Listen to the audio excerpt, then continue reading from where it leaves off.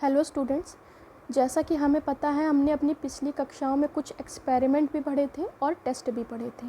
आज हम एक और टेस्ट की बात करेंगे जो आपका साइको प्रैक्टिकल में है।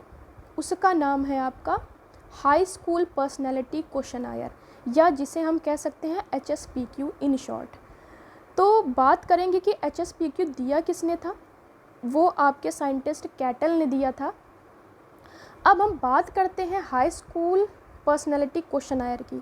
तो इसमें हमें पता है कि पर्सनैलिटी यानी हम ये टेस्ट कर क्यों रहे हैं, किसी भी व्यक्ति की या किसी भी बच्चे की पर्सनैलिटी को जानने के लिए या उसको ऑब्ज़र्व करने के लिए।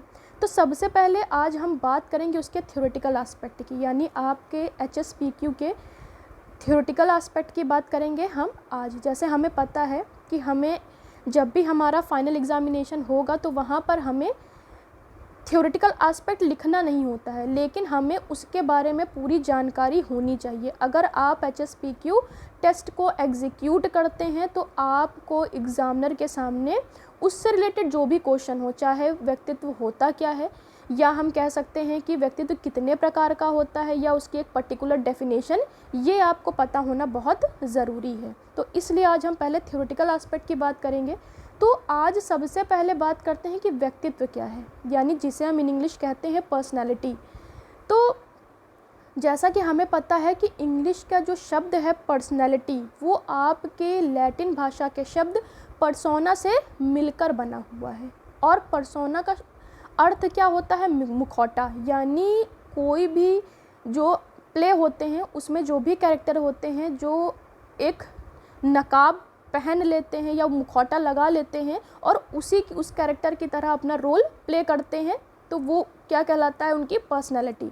यानी लेकिन अगर हम एक सही शब्द में जानना चाहें कि पर्सनैलिटी है क्या, और हम अधिकतर यूज़ क्या करते हैं पर्सनैलिटी, व्यक्ति का कोई भी आउटर अपीयरेंस अगर हम देखते हैं, अगर व्यक्ति बहुत ही स्मार्ट है या उसने बहुत ही अच्छा गेटअप है उसका, तो हम कहते हैं कि इसकी पर्सनैलिटी बहुत अच्छी है।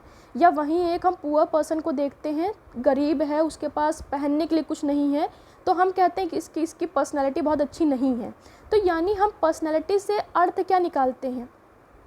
पर्सनैलिटी से अर्थ हम केवल यही निकालते हैं कि जो भी व्यक्ति का अगर अच्छा या बुरा हमें आउटर अपीयरेंस दिखाई देता है तो हम कहते हैं कि उसकी पर्सनैलिटी ऐसी है। लेकिन आपकी अलग अलग साइंटिस्ट ने क्या किया, पर्सनैलिटी की अलग अलग डेफिनेशन दी थी। तो हम कह सकते हैं कि अलग अलग प्रकार के साइंटिस्ट ने कम से कम 49 अब की अलग अलग पर्सनैलिटी के विषय में डेफिनेशन दी थी। बाद में आपके उन 49 डेफिनेशन का विश्लेषण करने के बाद ऑलपोर्ट आपके वैज्ञानिक आए, उन्होंने उन 49 डेफिनेशन का विश्लेषण किया और उसके बाद में अपनी 50वीं उन्होंने परिभाषा दी इन टर्म्स ऑफ पर्सनैलिटी। तो उनकी परिभाषा थी क्या? उन्होंने कहा था व्यक्तित्व व्यक्ति के उन मनोशारीरिक गुणों का संगठन है, या कह सकते हैं उन मनोशारीरिक गुणों का गत्यात्मक संगठन है जो वातावरण के साथ उसका अनूठा समायोजन स्थापित करता है।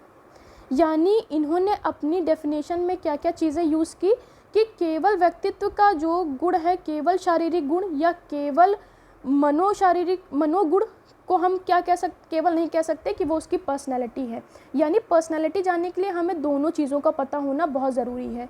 उस व्यक्ति के जो भी हम कह सकते हैं उसके जो इनर क्वालिटीज़ हैं, चाहे व्यक्ति ईमानदार है, कर्तव्यनिष्ठ है, कर्तव्यपरायण है या समाज प्रेमी है, तो ये सारी उसकी क्या हो गई? Inner qualities. या व्यक्ति सच बोलता है, झूठ नहीं बोलता, या व्यक्ति बहुत ही ग्रीडी है, ये सारी क्या हो गई? उसकी इनर क्वालिटीज़ हो गई। शारीरिक अगर हम फिज़िकल अपीयरेंस की बात करें तो व्यक्ति क्या हो सकता है? लंबा हो सकता है, छोटा हो सकता है, मोटा हो सकता है। तो ये चीज़ें क्या हो गई? उसकी आउटर अपीयरेंस। तो ऑलपोर्ट ने क्या कहा कि व्यक्तित्व का जो भी व्यक्तित्व हम किसे कहेंगे? उन मनोशारीरिक गुणों का एक संगठन है। यानी दोनों चीज़ें मिलकर ही व्यक्तित्व का निर्माण करती हैं।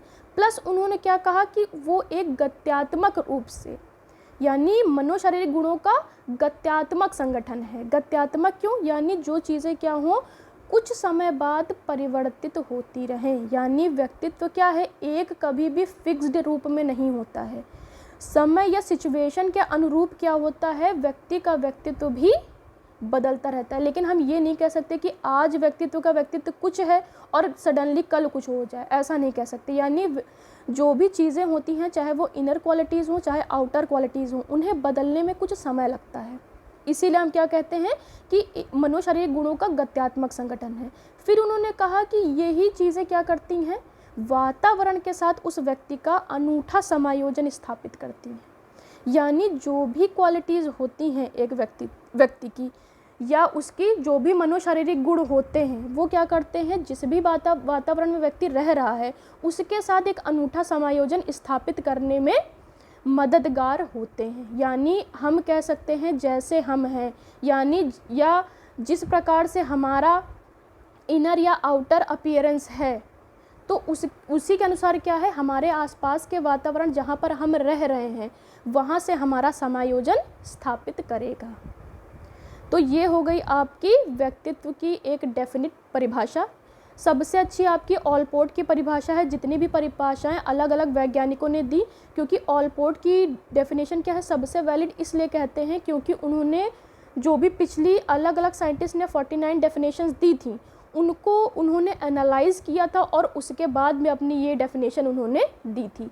तो सबसे अच्छा होगा कि आप इनकी ये डेफिनेशन याद कर लें, समझ लें, या किन किन वर्ड्स का उन्होंने यूज़ किया है, उसका मतलब क्या है, उसको आप बहुत अच्छी तरीके से समझ सकते हैं। तो ये सबसे अच्छी होगी। अब अगर हम बात करें कि व्यक्तित्व को कितने प्रकार में हम डिवाइड कर सकते हैं, यानी जैसे हमने कहा कि अलग अलग साइंटिस्ट ने क्या किया था, अलग अलग प्रकार से व्यक्तित्व के बारे में अपनी परिभाषाओं को दिया था। तो हम कह सकते हैं बेसिकली हम इन्हें 3 प्रकार में डिवाइड कर सकते हैं। यानी व्यक्तित्व को हम 3 पार्ट्स में डिवाइड कर सकते हैं। पहला कह सकते हैं आपका टाइप अप्रोच, दूसरा कह सकते हैं ट्रेट अप्रोच, और तीसरा कह सकते हैं टाइप कम ट्रेट अप्रोच। तो सबसे अगर पहले बात करें आपकी टाइप अप्रोच की, तो उसमें जैसे मैंने आपको पहले भी क्लास ली है, मैंने बताया है कि आपके टाइप अप्रोच में जिसमें केवल फिजिकल अपीयरेंस के आधार पर व्यक्ति के व्यक्तित्व का निर्धारण किया जाए, तो वो क्या हो जाएगा आपका टाइप अप्रोच, जिसे आपके अलग वैज्ञानिक जैसे आपके हिप्पोक्रेट्स थे, क्रेशमर थे, उन्होंने इसके बारे में बताया। दूसरा अगर बात करें हम ट्रेट अप्रोच कह सकते हैं, या सील गुण सिद्धांत भी कह सकते हैं। यानी यहाँ पर क्या है, जो भी व्यक्ति की इनर क्वालिटीज़ होती हैं उनको उनके रिलेशन में किसने क्या किया, अपनी बातों को बताया। तो हम कह सकते हैं इसमें आपके कैटल आते हैं, या हम कह सकते हैं इसमें आपके ऑलपोर्ट आते हैं जिन्होंने इसके बारे में आपको बताया। तीसरा है ट्रेट कम टाइप अप्रोच। इसमें हम क्या कह सकते हैं, यानी शील गुण प्लस आपके शारीरिक गुणों के आधार पर जिन्होंने क्या किया, अपने अलग अलग सिद्धांत दिए या अपनी अपनी परिभाषाएं दी, वो आपका तीसरे प्रकार में आता है। तो ये हो गया बेसिकली 3 प्रकार से पर्सनैलिटी को हम डिवाइड कर सकते हैं। अब हम बात करेंगे किस प्रकार से हम पर्सनैलिटी की अलग अलग विधियों के द्वारा हम किसी भी व्यक्ति का व्यक्तित्व जान सकते हैं। तो अगर हम बात करें तो हम कह सकते हैं कि यहाँ पर व्यक्तित्व के मापन की अलग अलग विधियाँ हैं। यानी किन किन विधियों से हम क्या कर सकते हैं, व्यक्तित्व के बारे में जान सकते हैं। तो पहला कह सकते हैं व्यवहारिक विधि, या हम जिसे कह सकते हैं आपका बिहेवियरल मेथड, जिसमें हम प्रश्नावली यानी क्वेश्चनायर के माध्यम से जान सकते हैं। सेकंड साक्षात्कार या इंटरव्यू के माध्यम से जान सकते हैं। देन ऑब्जर्वेशन या निरीक्षण के माध्यम से। फिर केस स्टडी के माध्यम से, यानी किसी एक पर्टिकुलर प्रॉब्लम को लेकर अगर हम उस व्यक्ति के बारे में स्टडी करते हैं तो हम उसके द्वारा भी क्या कर सकते हैं, उसकी पर्सनैलिटी जान सकते हैं। या हम बात करें हस्तलेखन, यानी जो भी व्यक्ति का एक राइटिंग या लिखने का तरीका होता है, क्योंकि हर एक पर्टिकुलर पर्सन का क्या होता है, लिखने का तरीका अलग होता है, तो उसके अनुसार भी हम उसकी पर्सनैलिटी जान सकते हैं। तो ये सारे आपके क्या हो जाएंगे, बिहेवियरल टर्म्स में हो जाएंगे, या बिहेवियरल मेथड कह सकते हैं, जिनके अनुसार हम किसी व्यक्ति का व्यक्तित्व जान सकते हैं। दूसरा अगर बात करें संबोधन विधियाँ, यानी किसको हम किस प्रकार से आपके संबोधित करना है उसके द्वारा।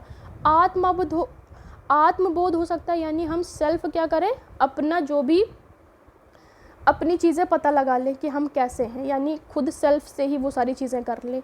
या दूसरा है स्वभाव निरीक्षण, किसी भी व्यक्ति का जो भी बिहेवियर है, या कैसा वो बोलता है, या कैसा बहुत ही गुस्से वाला है, या बहुत ही हंसमुख है व्यक्ति तो उसके आधार पर भी हम क्या कर सकते हैं, उसके व्यक्तित्व को पता कर सकते हैं। नेक्स्ट है, तीसरा है समायोजन या कह सकते हैं एडजस्टमेंट, यानी कोई भी व्यक्ति किसी दूसरे व्यक्ति या अपने आसपास के वातावरण के साथ कैसा समायोजन स्थापित करता है, उसके द्वारा भी हम उसको जान सकते हैं। देन हम कह सकते हैं व्यक्तित्व सूची से भी जान सकते हैं, किसी एक शील गुण वाली सूची अगर हम बना लें उसके आधार पर भी जान सकते हैं, या बहुशील गुण वाली सूची बना लें, जैसे यानी कई जो आपकी इनर क्वालिटीज़ होती हैं उनके आधार पर हम इसको बना सकते हैं। फिर है आपका प्रक्षेपी प्रविधियाँ भी हैं, यानी इनके द्वारा भी हम क्या कर सकते हैं, व्यक्तित्व के बारे में जान सकते हैं। इसमें भी आपकी अलग अलग हैं, वाक्य पूर्ति परीक्षण है, यानी जैसे आप फिल इन द ब्लैंक्स करते हैं वो हो सकता है, या हम कह सकते हैं शब्द साहचर्य परीक्षण, जैसा हमने फ्रेज एसोसिएशन किया था उस प्रकार के भी अगर हम कुछ शब्दों को बना ले और उसको फिल करने के लिए दें तो भी हम क्या कर सकते हैं, उसके द्वारा ये चीज़ें जान सकते हैं। तो आज हमने बात की थ्योरेटिकल एस्पेक्ट की, आपकी पर्सनैलिटी की, या हम जो HSPQ टेस्ट एग्जीक्यूट करने जा रहे हैं तो सबसे पहले हमने बात की कि व्यक्तित्व क्या है, या व्यक्तित्व की एक पर्टिकुलर डेफिनेशन क्या हो सकती है, या हम व्यक्तित्व कहते किसे हैं, या उन्हें हम कितने प्रकारों में विभाजित कर सकते हैं। आज हमने उन सब के बारे में पढ़ा। नेक्स्ट हम बात करेंगे इसके आपके क्रियात्मक पक्ष के बारे में, या हम कह सकते हैं इसके प्रैक्टिकल टर्म्स की बात करेंगे कि किस प्रकार से हम ये इसे एग्जीक्यूट कर सकते हैं एक सब्जेक्ट के ऊपर। आज आशा करती हूँ कि आपको ये चीज़ें समझ में आई होंगी।